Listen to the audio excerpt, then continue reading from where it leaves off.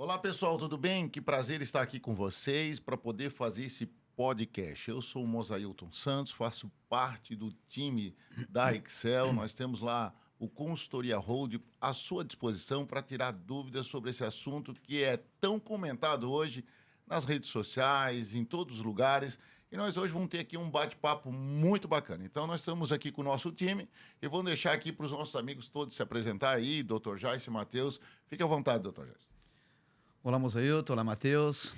É um prazer nós estrearmos esse podcast aqui falando sobre a Hold, né? E com dois profissionais dessa aí gabaritados como vocês. Eu sempre falo que nós estamos aí há tempo mergulhando nesse mundo de holding e vamos discutir aí um pouquinho mais, vamos levar informação para todo o público que queira se inteirar mais de um tema tão relevante como é o nosso hoje em dia, né?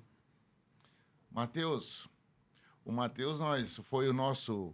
participou junto com a gente aí, né, na confecção do nosso livro. Por favor, Matheus, comenta um pouco aí. Olá, pessoal, tudo bom com vocês? Prazer.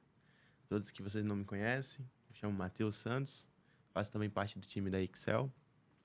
Estou lá fazendo, eu que cuido mais da parte operacional, da estrutura, dos desenhos, de todos os planejamentos sucessórios. E hoje nós vamos tirar algumas dúvidas de vocês. Algumas dúvidas que nós tivemos recebe bastante dúvida. E hoje nós vamos explanar um pouco mais sobre isso. Nossa, esse assunto tão importante.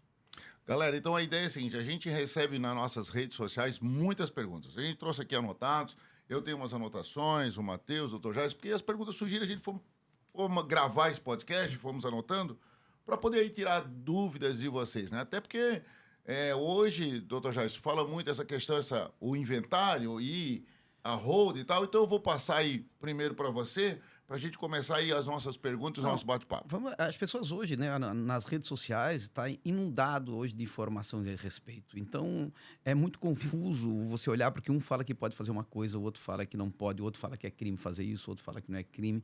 E a gente nunca sabe real quem é o verdadeiro, né? Porque a pessoa fica confusa do outro lado. Quem é que está com a razão? Aquele que falou que não, aquele que fala que sim. E cada vez que o nosso cidadão, nosso cliente, ele tem informações, ele vai ajustando aquilo na cabeça dele, porque é um processo ainda muito complexo, né? Nós vemos estamos vindo uma geração antiga, nossos pais, nossos avós, que nunca falaram de holding. E quando você fala hoje que vai passar a holding, passar o patrimônio para os seus filhos, eles, eu vou perder o comando, vou perder tudo. Então, isso é mais um esclarecimento, né? São partes do processo que a gente vai falar hoje, né? Uhum. Transferência do poder, transferência dos bens, questão tributária. São uma série de coisas muito legais que a gente vai falar aqui, explanar ponta a ponta aí para nós trazer informações que devem, com certeza, ser úteis a quem está aí prestigiando a gente. Eu tenho certeza que são dúvidas, né? As pessoas perguntam como que é, o que pode fazer, o que não pode, e os tipos e tal de rolo que tem. Matheus, qual é a tua pergunta aí que geralmente fazem lá? Vamos ver. Então, eu vou começar, que é a mais frequente. Quais são os tipos de hold que existem atualmente? Hoje, basicamente, existem duas modalidades, tá? Que é a hold pura e a hold mista. A hold pura está lá na lei das SA, que é participar de outras empresas. Apenas participar. Não é gerir, não é gerenciar, não é ter atividade. Aí veio a hold mista, que já permite fazer isso. Então, nós temos essas duas modalidades. Agora, dentro de tipologia, temos várias. Temos a hold familiar, a hold imobiliária, a hold financeira, a hold de participações. Aí, disso, nós temos uma grande gama. Quando a pessoa vai abrir uma hold... nessa questão do inventário, que nós vamos falar agora muito, da sucessão, geralmente, então, ela é mais focada o quê? É uma hold imobiliária. Ela vai pôr o patrimônio ali. Os seus questionamentos maiores que a gente tem lá, doutor Jaice, o que é? Não, a primeira, a pessoa tem dúvida de... Primeiro, ele quer conhecer o que é holding, né? Ele não sabe o que é holding, porque o nome é uma denominação da língua inglesa. Então, as pessoas querem saber primeiro o que é holding. Por quê? Porque isso aqui sempre foi vendido que era uma questão de só o rico que fazia, o milionário. O grande, aquele que tinha muito patrimônio, bilionário, esse que usava holding. E essa mística ela foi caindo ao longo do tempo, a ponto de que hoje a gente demonstrar, e todo mundo já é pacífico nesse sentido, que qualquer pessoa que tem pequeno patrimônio, ele já pode se preservar, ele já pode Sim. usar a holding. Então, essa função, eles vêm conhecer o que é a holding, né? Quando é que aplica? Porque tem muita gente que acha que é o seguinte, é para escapar de dívida. O outro fala assim, não, é só por causa do inventário, para eu não ter o inventário. E não, ele é muito grande, ele engloba muitas coisas que a gente vai até esclarecer aqui hoje, né? Eu acho que dos grandes segredos é evitar conflito familiar. Se o cara hoje fosse abrir uma holding, por que eu devo abrir uma holding? Você vai ter a sucessão planejada e você vai evitar conflito entre herdeiros. Só isso já é de grande valia. Porque não tem aquele impacto tão grande que a gente vê as pessoas comentando lá no escritório, o Matheus também, e o Dr. Jais vai poder contribuir muito bem, que é a questão do inventário. Certo. Inventário. Como é o inventário hoje no nosso país? Bom, esse é até um dos tópicos que tem uma pergunta que a gente ia falar lá depois, né? Não só inventário. Qualquer ação judicial hoje ela é morosa. Não por culpa de advogado, não por culpa das partes, não por culpa do magistrado, para o próprio sistema judiciário. Ele é inchado de ações, né? Você pega uma comarca como Balneário Camboriú aqui, você vai ver que tem inúmeros processos em todas as varas. E isso não é porque o magistrado, o juiz quer atrasar o teu processo, porque ele não consegue humanamente responder todos os processos de acordo com a necessidade de cada parte que está envolvida nele. Então, quando você entra em um processo, primeiro, a primeira coisa que ele tem que ter na cabeça é o seguinte, vai demorar. Vai demorar. Porque sempre falta um documento, existe um documento, uma certidão daqui, faltou a certidão daqui, atualiza a certidão. Venceu. Sempre falta alguma coisa. Então, essa é a questão. Sempre vai demorar. Outro ponto, ele é custoso. Antigamente, as custas processuais, elas tinham um limite baixo, era um valor baixinho, você entrava e mesmo assim ainda já era custoso. Hoje, a porcentagem já é maior. O judiciário, ela tinha um custo muito grande e para custear isso, eles elevaram o valor das custas processuais. Então, você já tem que tirar um dinheiro no bolso que na hora você chega para o advogado e você fala, eu não tenho dinheiro para pagar isso. Que é um problema que nós vamos discutir um pouco mais à frente também, na questão do que o inventário ele absorve do teu patrimônio na hora de realizar. Então, ele é moroso, ele é custoso, né? Ele é custoso para as partes, porque ele é incômodo, você pede documento, às vezes tem litígio entre os irmãos, né? Os herdeiros ali, um não quer dar o documento, vai ter que habilitar outro advogado, começa a ter confusão do advogado, um questiona outro, questiona a prestação de contas, enfim, tem inventário que é uma tremenda dor de cabeça, é uma loucura. Agora as pessoas perguntam, quanto custa o inventário? Nós já temos que perguntar essa situação. Quando tem litígio entre herdeiros, esse custo pode ficar altíssimo. Não é só o custo aí do ITCMD, porque o custo do ITCMD, Matheus, vai depender também do estado, né? Sim, o ITCMD ele é estadual. Então, cada estado tem a sua alíquota. Hoje, o Distrito Federal fala assim, máximo é 8%. Aí, dentro desse 8%, cada estado tem o seu. Aqui, no caso, Santa Catarina, é 7%. Atualmente, ano passado era 8%, aí mudou agora para 7%. Paraná, tu vai para o Paraná, é 4%. Rio Grande do Sul está em 6%. Então, cada estado tem a sua alíquota. No Brasil, hoje, falando de ITCMD, costuma-se brincar até que nós temos um estado que é um paraíso fiscal, nada, é que a alíquota de Manaus é a alíquota mais baixa do Brasil, ela é 2%. Mas, falando sobre isso, há muito tempo atrás, quando se tinha o inventário, como é que era? Um advogado dizia quanto valia o bem. Hoje, quando vai se fazer o inventário, o Estado manda fazer a avaliação. Tem corretores homologados pelo Estado que se avalia hoje o bem para se recolher o ITCMD. Então, isso pode dar um custo altíssimo hoje, ainda mais na nossa região, né? Então, os patrimônios aqui extremamente valorizados, né? Então, hoje você pega aí, vamos botar, nós temos imóveis aí em planta hoje vendido a 10, 20 milhões, em planta. Se for pegar aqui na Praia Brava, tem os empreendimentos, vendendo as coberturas aqui, iniciando agora na planta de projeto que nem iniciou ainda, 40 milhões. Então, se você botar aí, vamos botar Balneário Camboriú, estado aqui, um ITBI, um ITCMD, a 7%, 724, 28. Olha aí quanto é que você 2 milhões e 800 só nesse apartamento. Então, é o seguinte, o ITBI realmente ele pode agravar muito a situação. O ITCMD. O ITCMD pode agravar muito realmente a situação dos herdeiros na hora de fazer esse curso, porque muitas vezes você pode ter o quê? Patrimônio, mas não tem a liquidez. Você não tem o dinheiro. E aí, como é que você faz nessa situação? Vende com deságio. Vende com deságio. E aí também entra no custo do inventário. Quando a gente fala no custo, não é só o que você paga para o advogado, não é só os custos processuais, não são só as certidões que você tem que pegar. Então, são uma série de coisas. inclusive, esse deságio que você vende no seu imóvel para pagar essas custas. Uhum. Tem uma conta que nós fizemos, para você que está aí assistindo o podcast, aquela conta que nós mostramos como um apartamento aqui, teve que se vender naquele exemplo, né? Tem até no canal do YouTube do Consultoria Hold, já convido você para seguir o nosso canal, lá tem essa palestra. Lá chega a dar 54% o custo de um inventário do patrimônio naquela situação, naquele Com exemplo. um filho, né? Sem discussão ainda entre os herdeiros. Só tem um filho.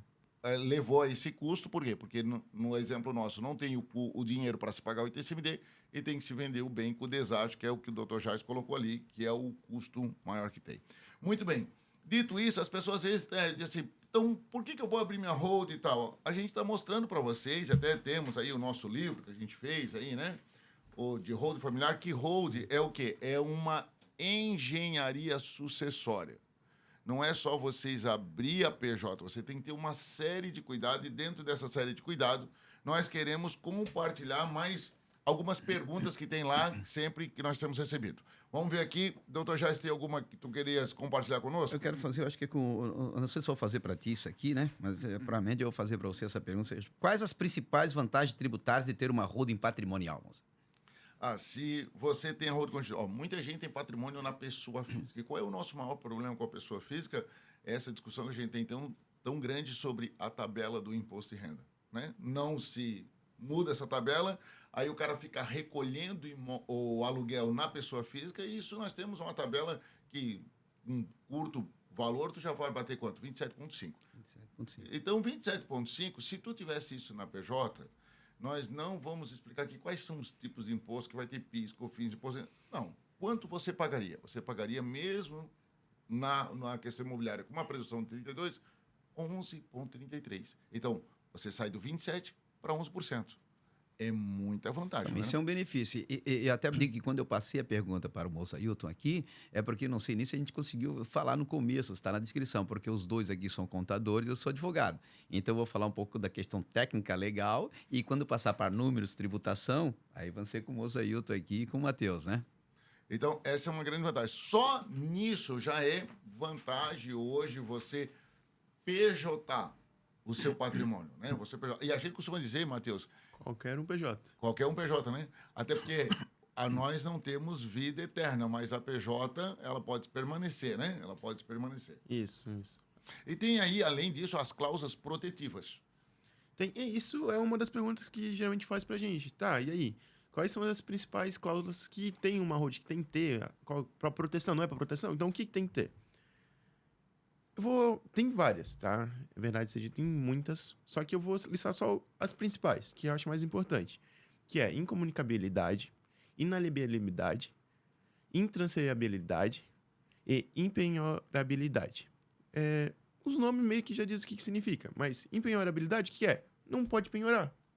Quer esclarecer alguma coisa? Alguma dessas? Então, isso é relativo, né? O não pode penhorar, né? Ela pode ser penhorada se tiver problemas da própria holding. Sim, claro. Então, quando a gente fala em penhorabilidade, é quando você herda um bem que vai dessa empresa aqui e você tem os seus reflexos da sua vida passada, pessoa física, com ações judiciais, alguma coisa, e que se estiver nessa holding com essa cláusula de penhorabilidade, você não pode ter por dívida pessoal passadas que não dizem respeito à holding, penhora desse bem que está no nome da holding.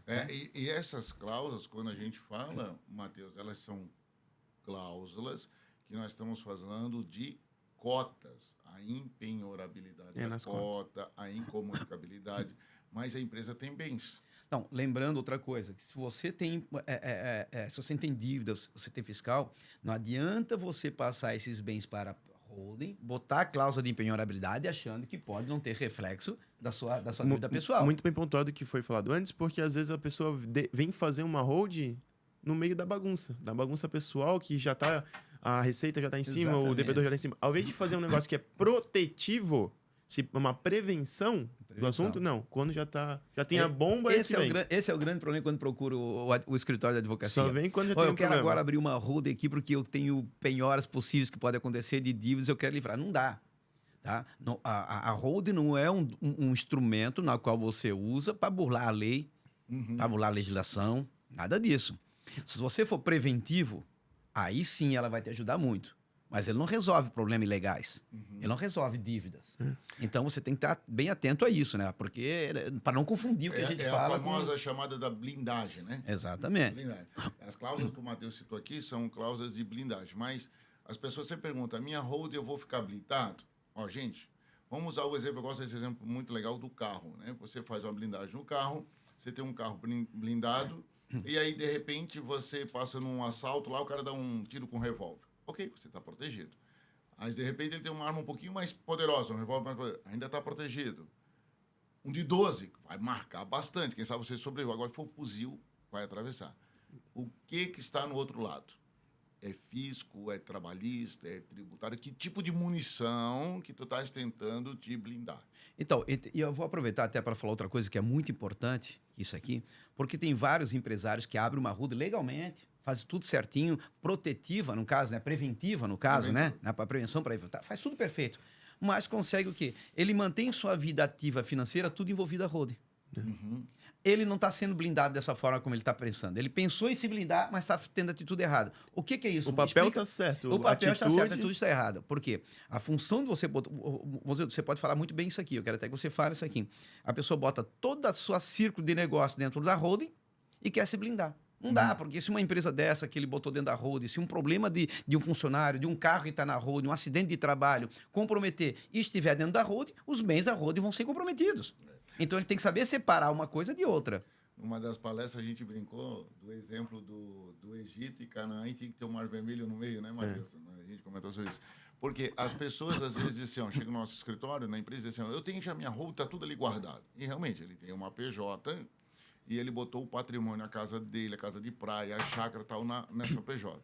Mas ele tem um monte de operações, e toda operação é uma atividade de risco, o cara pode ter serviço, indústria, comércio, né? Um monte de operação.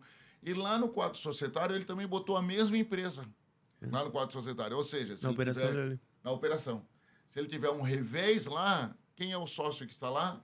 A hold. Responde com o patrimônio. Então, ou seja, ele não tem uma blindagem. Ele não tem a blindagem. Não adianta ter as cláusulas, como o Matheus compartilhou, mas fazer o processo de forma errada. Tudo Então, certo no papel, mas na realidade, no mundo, tá... Isso não foi uma orientação para o profissional qualificado, né? Não teve uma orientação perfeita nisso aqui. Então, ele falaram, abre uma roda que resolve, mas não botaram que essa roda ela pode ter reflexo. Originado dos processos envolvidos ela responde com os bens dela também. Essa cláusula de empenhorabilidade não casa nesse sentido, nesse momento, né? Isso. E como tem pessoas que nos procuram, já tem, e tá com essa mistura, tá dessa forma. Muitos. E sobre a incomunicabilidade? Fala, isso é muito bom. Isso. Porque, assim, família, irmãos, briga de tarde e à noite estão se abraçando, são irmãos.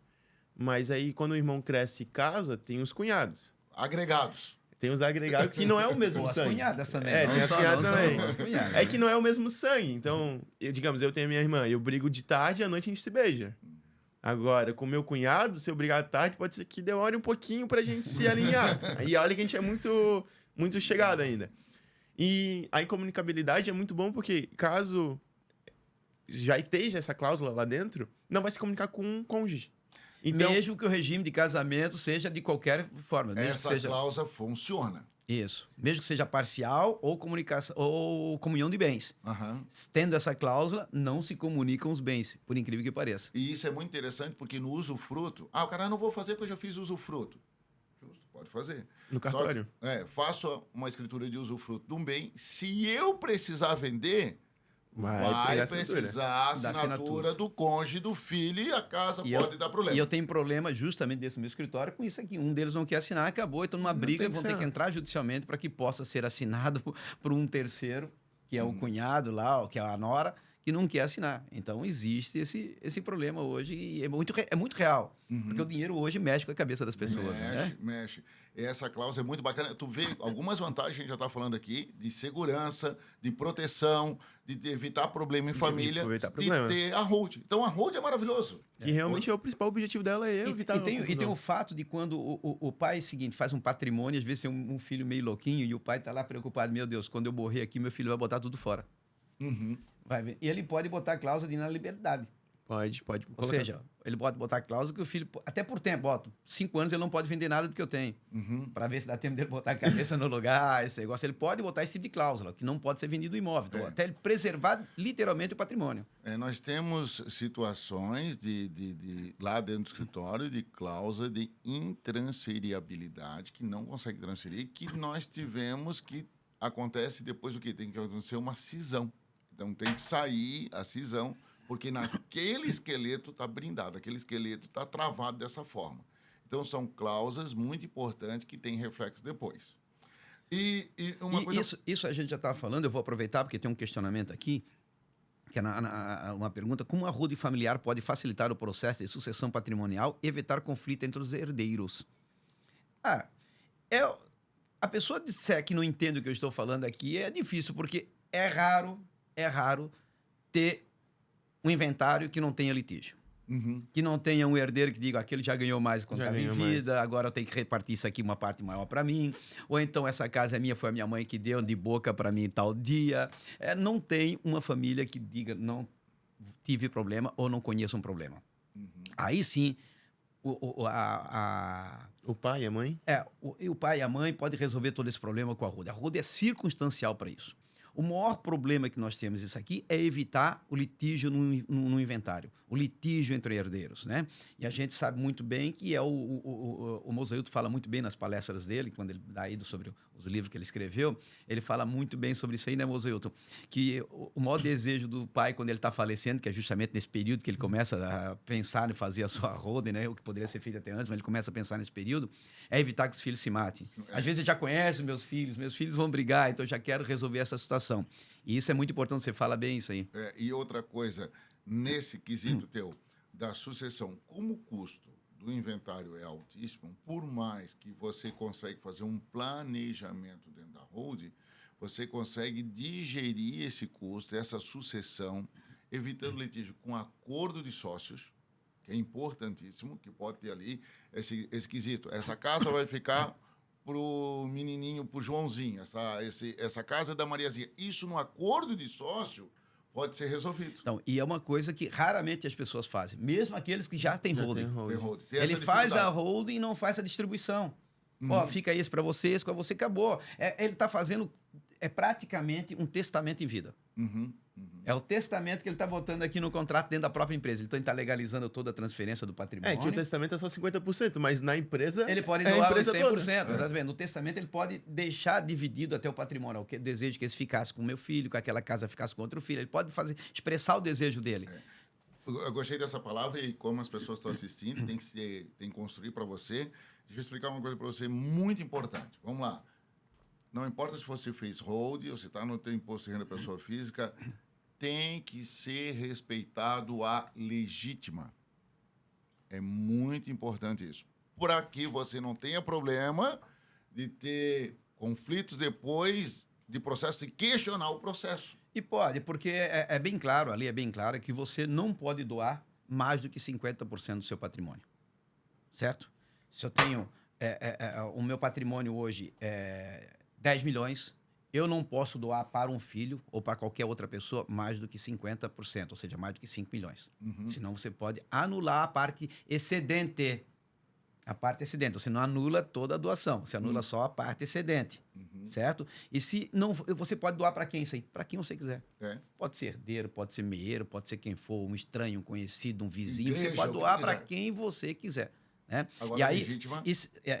se for essa parte pode ser anulável do excesso, se for herdeiro ou meieiro ainda, né? Óbvio, se for um estranho, você vai ter que anular essa doação lá, porque ultrapassou o limite de 50% do fator. Mas se for o meieiro, ele não anula até, né? O herdeiro ele não anula, ele só na hora da divisão do patrimônio ele vai abater o que ele recebeu a mais ali, né?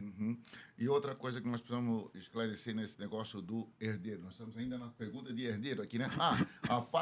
Facilitar a sucessão. Matheus, tem a questão do ITCMD, que sempre é um valor considerável, e quando ele faz a hold, ele pode facilitar esse pagamento. Sim, no ITCMD, que é o Imposto sobre Causas... Morte, né? Causa-morte, né? São causa-morte. Isso. ele tem uma facilidade de pagar 50%. Então, no caso, ele paga 50% quando o patriarca está em vida, e a outra metade ele vai pagar após o falecimento. Então, no caso aqui, Santa Catarina, é 7% total, ele vai pagar 3,5% enquanto o pai está vivo, e quando o pai vem faltar, ele vai pagar os outros 3,5%. Ou seja, ele paga metade e essa metade ele pode parcelar em até, se não estou equivocado, são 8 parcelas? Dá para pagar tanto à vista como parcelado. Aí fica a cargo da pessoa escolher. Uhum. Olha, então, ó, ele integraliza na PJ, ele faz a sucessão com tranquilidade, evita um monte de conflito entre herdeiros, e o ITCMD, como ele integralizou na PJ, ele pode pagar 50% parcelado e os outros 50% após. Interessante, né? E parcelado também. O que às vezes não faz isso no inventário, né? Que às vezes não faz isso no inventário. Mas já que você está falando do ITCMD, tem perguntas aqui também nesse sentido, eu já vou aproveitar para fazer. E quando você faz a integralização do patrimônio na holding, em questão, vamos falar de tributos, impostos aqui no caso, né? Como é que fica o ITBI? Essa pergunta eu vou esclarecer alguma coisa depois, por isso essa pergunta é muito boa. Tem grandes conflitos nessa pergunta do ITBI. Eu acho que até o Dr. Jason acho que é a pessoa mais indicada por causa depois do julgado do 796, né? Nós temos uma aula no canal do YouTube só sobre o 796, mas como ela é municipal, existe prefeitura tendo regras particulares municipal. Por exemplo, nós tivemos um caso muito interessante lá em Porto Belo. Isso, aqui na nossa região, Porto Belo.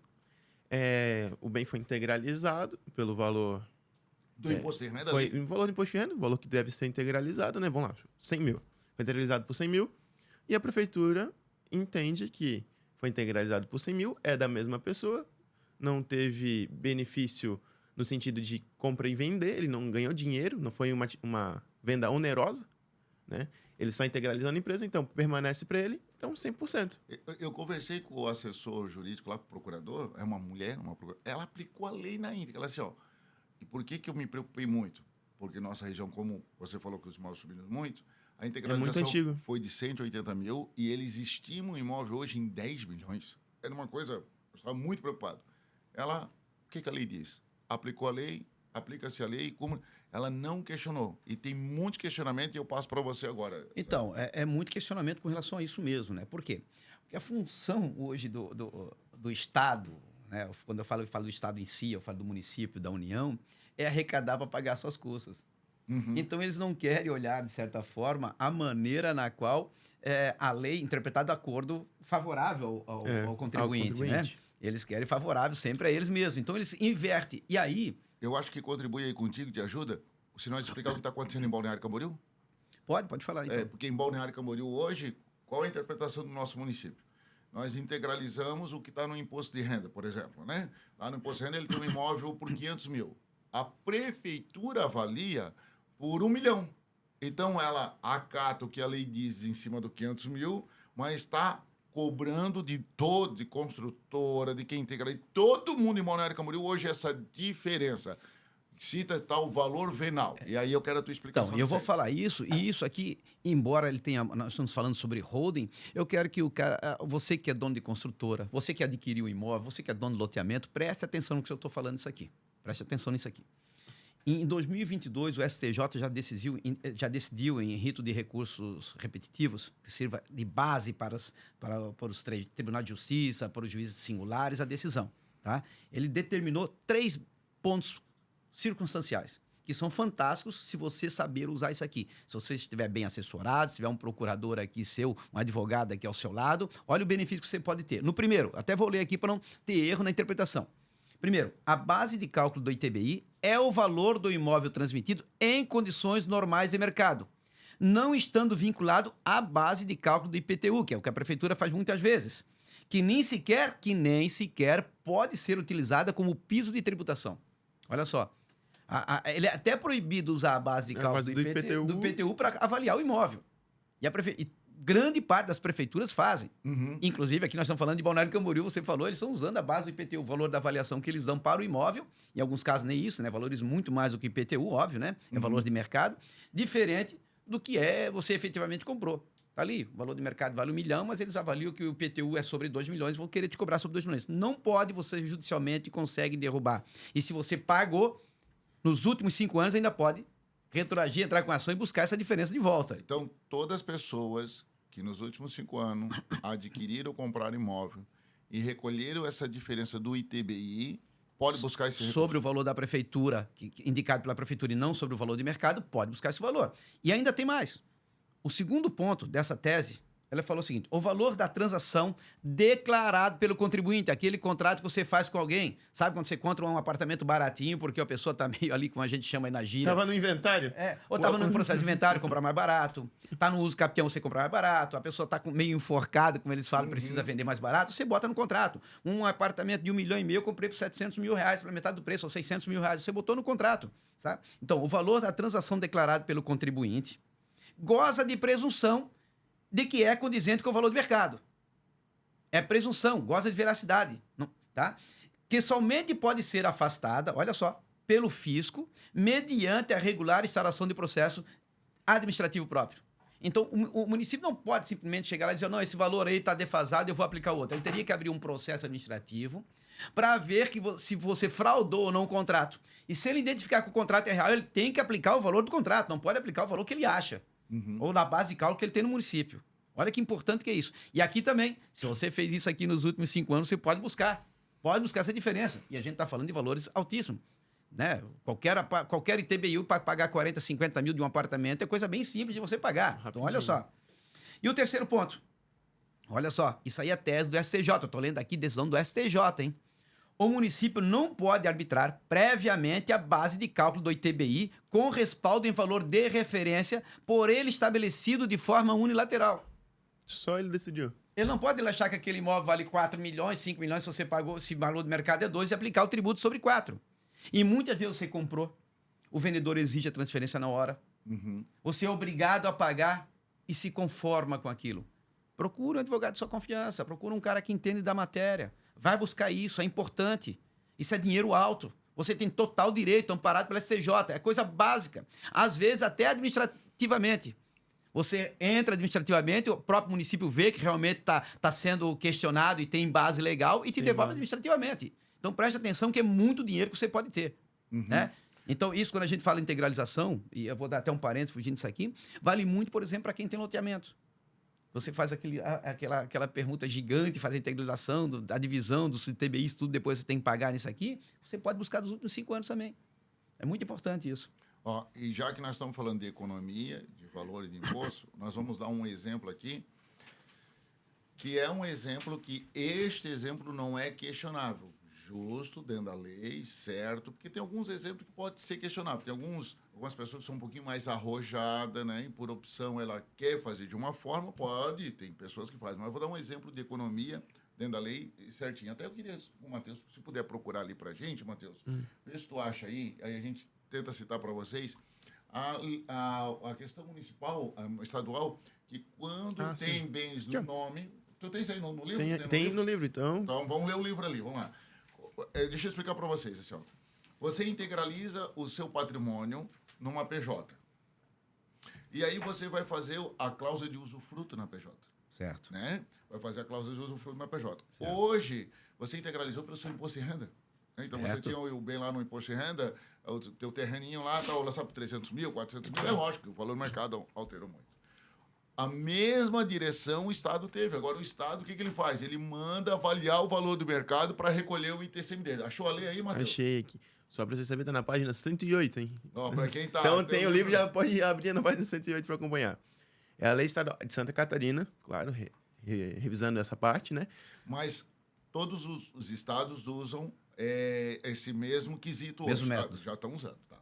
É a lei 13.136. No artigo 7 diz assim, a base de cálculo do imposto, que é nós, no caso, no artigo lá sobre o ITCMD, tá? A base de cálculo do imposto é o valor venal do bem ou direito ou valor a título de crédito transmitido. Aí no primeiro parágrafo diz assim, para efeito de apuração da base de cálculo, será considerado o valor do bem ou direito na data em que foram apresentadas ao fisco as informações relativas ao lançamento do imposto. Ou seja, o cara vai fazer a cláusula de usufruto dentro da PJ, não vai ser o valor que está lá no capital. Eles vão pegar no PL e fazer a avaliação dos bens que estão no ativo imobilizado e vai dar muito alto. Aí as pessoas podem perguntar, como que eu faço? Como que eu faço? Você tem uma forma de resolver isso? Tem, dentro da lei certinho. Você pode abrir a segunda empresa só, trabalhar com apenas duas. A gente faz 3, 4, e aí tem uma série de questionamentos, nós não vamos entrar nesse mérito, nós vamos falar naquele que não tem questionamento, está certinho aqui nesse momento. Mas se você também quiser conversar sobre esses questionamentos, pode chamar aí a gente depois ali no particular, tira as aí dúvidas, no inbox, a gente tira as dúvidas, claro. chama lá, estamos à disposição. Mas vou explicar esse aqui que é muito interessante, olha que bacana. Então você abre a empresa, botou 10 imóveis na empresa. Os 10 imóveis juntos somaram, um exemplo, 2 milhões. Você abre a segunda empresa, integraliza as cotas dessa empresa ali. Então, qual é o bem que essa segunda empresa tem? Só cotas. Não tem imóveis. Tem cota. E aí você faz o usufruto na segunda empresa. Sim. Para garantir. Sim. Lembrando também que o Estado está botando ali, a lei do Estado, ela não pode ser superior a uma decisão federal, as novas tendências dos julgados aqui, como a do STJ. Pode ser questionável também, pode ser questionável, pode né? ser questionável. Mas o Estado vai fazer. Então, fique bem claro. Quando a gente abre uma holding, que a gente vai lá, fala aqui, né? Direciona com o conhecimento que a gente tem sobre um cliente, o que ele quer fazer do holding, a gente bota assim, ó, vai ocorrer assim. Aí alguns acontecem depois, mas o Estado agora veio cobrar atrás de mim, veio cobrar essa dívida que você falou que não ia ter. Bom, isso aqui, ela não é imune a questionamento do Estado dentro do município. Uhum. A holding, ela não é imune. Nós garantimos para você que você pode questionar e ganhar. Uhum. Então, ninguém vai querer... O Estado não quer abrir mão de verba. O Estado não quer abrir mão de dinheiro. Então, ele vai te buscar de qualquer jeito. Ele vai te dizer que está errado, ele não vai querer fazer, mas você judicialmente pode questionar, óbvio, e com fundamento em base do STJ agora, você pode, que já é de 2022, ou seja, há 2 anos, você pode buscar essa diferença, se pagou ou evitar que faça o pagamento. Ontem nós estávamos batendo um papo e eu gostei da questão que o Matheus compartilhou ali, conversou sobre esse negócio do questionamento, né? Fez assim, está seguro, não está seguro, pode questionar, não pode questionar. Do exemplo do funcionário. Sim. O doutor Jais é bom, porque ele já tem bastante empresa, né? É verdade. Doutor Jais, o senhor já teve empresas na sua vida, certo? Certo. Já teve funcionário. Muitos. Já teve bastante funcionário CLT. Tá. O senhor tem um funcionário que o senhor pagou certinho o salário dele, pagou mais que a categoria, pagava hora extra caso o funcionário viesse fazer, dava férias, 13º, tudo registrado em folha, tudo certinho. Certo. Agora o senhor resolveu demitir o funcionário. O senhor demitiu ele. O senhor está isento, imune, não tem perigo nenhum de o senhor tomar uma trabalhista? Sem chance de ser isenção total. Ele está à mercê de qualquer coisa. Você, nessa situação, o que acontece? Ninguém é proibido de interpelar judicialmente qualquer objetivo ou qualquer interesse ou qualquer coisa que ele ache na cabeça dele que ele tem direito. Agora, imagina, se nós temos nosso funcionário, pagamos rigorosamente de dia, não estamos imunes de uma ação do cara questionar, quem disse que nós vamos estar imunes e fazer a holding? Nós vamos trabalhar dentro da lei, nós vamos buscar o que é certo, nós vamos buscar a economia, senão ninguém fazia, né? Porque vamos buscar uma economia. Não, eu digo que ela está imune de muita coisa e está mesmo imune. Ela não está imune do questionamento. Questionamento, claro. O Estado não quer abrir mão da verba. Se ele abrir mão para você, ele vai abrir mão para todo mundo, que é o que deve ser feito.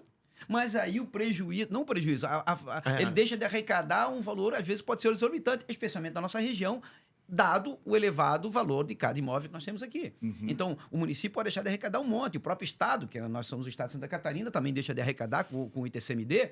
Então, são tributos altíssimos que ele pode deixar de arrecadar se for implantado isso. Então, ele briga contra isso. Uhum. Pode ser até que lá na frente eles venham mudar a legislação, né? Para que esse benefício seja tosado do contribuinte. Sim. Mas hoje não. E quem fez hoje, quem fazer primeiro, tudo vão ter esse benefício, que não pode ser tosado, porque ele não vai retroagir para prejudicar. Isso é importante. Então, quanto antes tomar a decisão, óbvio, até quanto antes mesmo, por quê?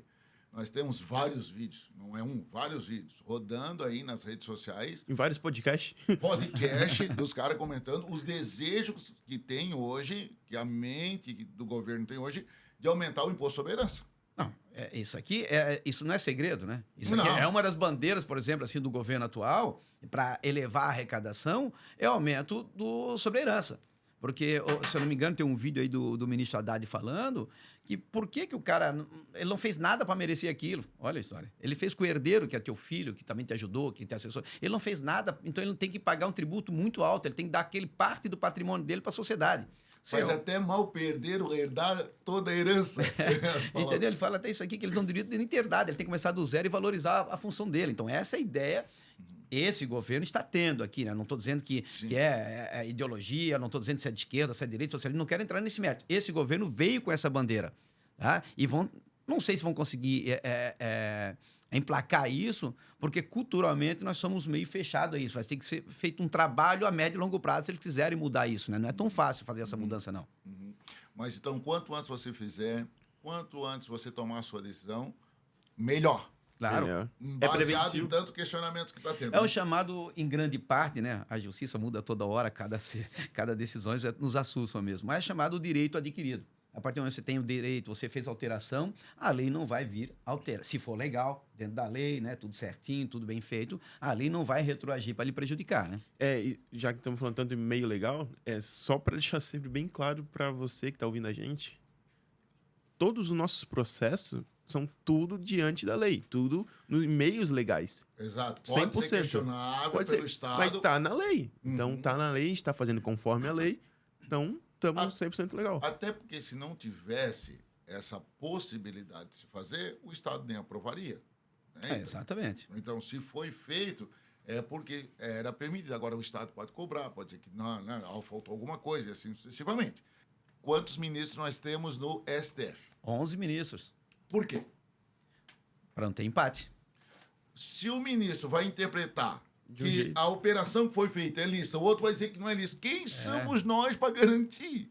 Não, e tem muitas, assim, tem muitas decisões diárias. A legislação muda, não só a lei em si, a interpretação muda muito com os entendimentos, sejam dos tribunais estaduais ou dos órgãos superiores, STJ, STF. Todos os dias tem decisões que contrariam. Por quê? A sociedade, ela evolui. O caminho da sociedade, ela muda diariamente. E você tem que ter mudança. Por exemplo, assim, não estava na lei, agora tem uma alteração no Código Civil, nunca esteve na lei, do casamento homoafetivo. Sim. Mas, com como é que eu vou botar? Com a normalização disso no convívio social, a decisão da justiça já foi favorável a isso e foi implantado dentro da sociedade que agora vai vir a lei. Então, a jurisprudência, os entendimentos dos magistrados, lá dos órgãos julgadores superiores, vem justamente para ajustar a lei de acordo com a evolução da sociedade. Esse é o objetivo. E nessa questão tributária, além da lei, nós temos instrução normativa. Sai uma instrução, muda. Sai um decreto, muda. Sai uma resolução, muda. Não é só a lei. Quem somos nós para garantir alguma coisa? Então, até botando agora, nós estamos chegando no final aí, nós temos aí uma horinha de podcast, muito legal. Foi muito rápido. E a gente vamos... Então, eu queria até que... Eu vou falar também, vocês falam. Qual o propósito de fazer uma holding? Qual o propósito de existir a holding na vida de cada um? Qual o benefício disso, né? Bacana, vamos lá. Dentro dessa proposta, na sucessão, vamos tratar... Vamos falar, hoje especificamente, nós não falamos nem questão só tributária, mas a sucessão em si, que eu acho que é o princípio que as pessoas têm que se agarrar nisso, né? Uhum. Nós fizemos aqui, aqui algumas ideias que nós trouxemos, mas, primeiro, vamos falar proteção? Maravilhoso. Bom. Muito bom, né? Proteção. Segundo, muito interessante isso, organização societária. Não tem aquela mistura de tu tá com a operação, com o patrimônio, com tudo ligado, tu organiza, né? Terceiro, o planejamento sucessório. Tu faz em dose homeopática, você vai pagando, você consegue diluir isso, não é um custo... Não é numa paulada só, não vem tipo de surpresa. Já planeja o que vai gastar. E não precisa se desfazer do patrimônio para isso. Né? Hoje você consegue fazer. E com o tempo, Mozailton, me corrija se eu estiver errado, você consegue minimizar o máximo possível o seu custo. Uhum. Porque você consegue dialogar antes de judicialmente demonstrar para o Estado ou para o município que você tem direito ao ITBI menor, tem direito ao ITCMD menor, tem direito a um parcelamento, coisa que você não vai ter quando tem que fazer imediatamente, quando tem que fazer na hora, no inventário, por exemplo, entendeu? E outra coisa, você PJ, você está pensando na sucessão. Nada impede, nesse planejamento, de você ir vendendo cotas. Certo? Tem caixa para isso? Os herdeiros têm caixa? Vai comprando cotas, pode fazer o trâmite normal. Então, assim, é saudável, é viável, é econômico, organiza, tem a questão do acordo de sócios, resolve essa questão de litígio, que é muito importante. Cara, é o fantástico isso. principal. É fantástico isso. E eu boto o seguinte: não se iluda quem acha que isso é coisa para milionário e para rico, só aqueles que têm patrimônios bilionários. Esquece. Tá? Você hoje, com um patrimônio já bem razoável aqui, você já tem que conseguir planejar, você tem que começar a planejar. Não só a questão financeira, mas a questão realmente da sucessão, da questão do inventário, né? Isso é muito importante para tu evitar o litígio. Eu acho que é uma coisa fantástica, as pessoas têm que começar a se preocupar, têm que começar a entender, têm que começar a ver os podcasts, têm que começar a ler os livros, têm que começar a falar com um profissional. Procura um profissional que saiba o que ele está falando para você, que não foque só nos honorários, que não foque só na realização do serviço para ganhar o seu, mas que saiba conhecimento, que tenha conhecimento, que saiba falar para você de que de fato pode ocorrer os benefícios e até, quem sabe, eu não vejo muito, né? Até os malefícios de ter de abrir uma road ou não. Então procure um profissional de sua confiança, né? Nós temos aí, depois pode botar até o nosso telefone aí, que a gente está ali aberto, porque às vezes a pessoa tem um contador ou tem um advogado e não quer falar com você, quer falar com o advogado dele, porque acha que, não, cara, eu passo muita informação diária para quem não é meu cliente, mas viu alguma coisa que a gente fez. Eu tenho procuradores, advogados, amigos meus, que pedem, me passa a tua peça lá, o que você fez com isso aqui? Eu passo a informação. Porque esse conhecimento a gente tem que passar de um para o outro. E a notoriedade, ele não vem só você fazendo sozinho, é você transmitir o seu conhecimento. Não que eu tenha pretensão alguma de ser um notório no assunto, mas ninguém nasce, ninguém vive para não ter um conhecimento. Eu levanto todos os dias para ser o melhor em tudo que eu faço. Para ser o melhor em tudo que eu faço. Eu posso não ser o melhor, mas eu levanto para isso, entendeu? Eu acho que eu gostaria de encerrar com uma reflexão para você, pai, mãe, que está assistindo a gente. Quando seu filho era pequenininho, que nasceu, o senhor não buscava uma melhor escola, sonhava, quero ser médico, advogado, dava um jeito de pagar a faculdade, a comida estava estragada, não dava para o filho para não ter algum problema digestivo. E por que agora que, na questão da sucessão, às vezes tem aquele pai que fala, eles que se virem depois. Por aí. E como tem, né? Muitos. Então, pensa nisso. Se tu cuidava tanto do teu pequeno, diz que pro pai o filho nunca cresce. Exatamente. Então, por que agora tu vai falar, eles que se virem depois? E bacana é continuar cuidando dos filhos mesmo após a morte, né? Continuar cuidando dos filhos. Bom, nós não falamos tudo, óbvio, né? Uma horinha a gente resume muita coisa. Nós falamos o seguinte, nós falamos um monte de coisa, falamos de grandes vantagens, mas quero enfatizar, não é a principal, mas não pode ficar fora. Tem economia. Sim. Tem economia no TCMD, tem economia no imposto a pagar. Pode ter certeza que o custo de fazer uma holding, manter uma holding, ele economiza muito mais na questão tributária. Consulte e você vai ver que isso é real. Certo? Nós voltaremos ainda com outros podcasts sobre outros assuntos, sobre aprofundar um pouco mais nesse, outros assuntos interessantes do dia a dia, aquela coisa que você convive o dia a dia, né, Moseuto? A gente vai mesclar bem a questão. Alguns vai ser só contábil, outros eu vou vir só no jurídico, mas a gente vai tentar mesclar para trazer sempre. E é bom o contraditório, tá? O contraditório nos faz crescer. O cara que interpreta diferente. Talvez a gente vai trazer no próximo podcast um que pensou também diferente pra gente um que defende o inventário. É interessante isso aí. O contraditório é maravilhoso. É isso aqui. Nos faz crescer Vamos fazer isso aqui, dá pra você trazer alguém que não combine com as nossas ideias aqui, né? Então, nós vamos deixar aqui os canais. Consultoria Hold, você tem um canal no YouTube que tem bastante aula lá. Você vai lá ver assuntos bacanas lá. Então, o doutor já tem que começar a gravar algumas coisas para nós botar lá também, jurídico aí, bacana. Tem o Instagram, né? O Instagram nosso. Consultoria Hold também. Consultoria Hold. Tem o Excel também. O da Excel. Nós temos a Excel Consultoria. Excel Consultoria. Nós temos aí toda uma equipe à disposição de vocês. Estamos lá aproximadamente, acho que estamos em 45 nosso time hoje. Advogados e contadores à sua disposição, já que nós estamos... Né? Não pode falar advogado. Nós temos 45 pessoas à sua disposição. Ok. Voltando... Nós temos, então, a Excel lá à sua disposição com 45 colaboradores, pessoas competentes aí, preparadas para te atender, e você pode nos procurar. Agora nós estamos tendo um novo endereço, já vamos falar aqui, né, que é a Rua 600, número 137.